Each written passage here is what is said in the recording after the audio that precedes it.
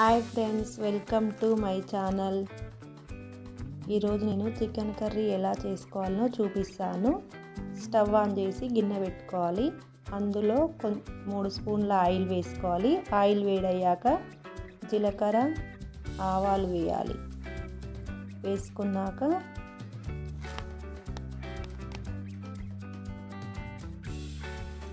Onions, పచ్చిమిర్చి 2 వేసి కొంచెం సేపు ఫ్రై చేసుకోవాలి.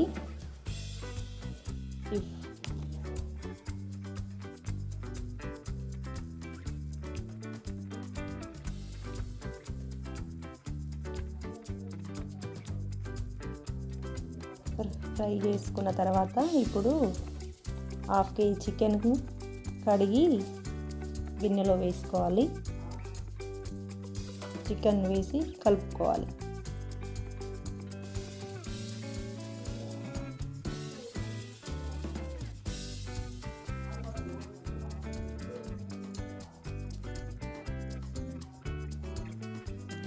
కలుపుకొని మూత పెట్టుకొని ఒక 5 నిమిషాల తర్వాత చికెన్ను మళ్ళీ కలుపుకోవాలి.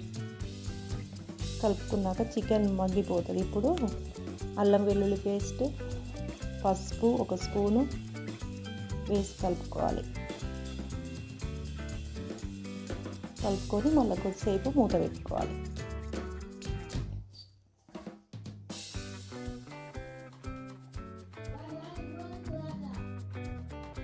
మూత పెట్టుకొని కొద్దిసేపు అయినాక 3 స్పూన్ల కారం వేసుకోవాలి.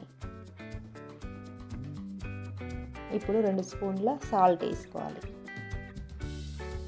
సాల్ట్ వేసుకున్నాక కొంచెం కారం ముక్క పట్టినాక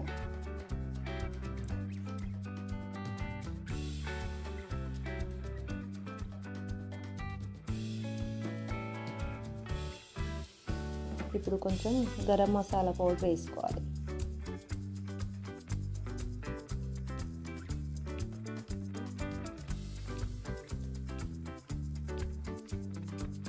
ఇప్పుడు కొంచెం కొత్తిమీర వేసుకొని కలుపుకోవాలి.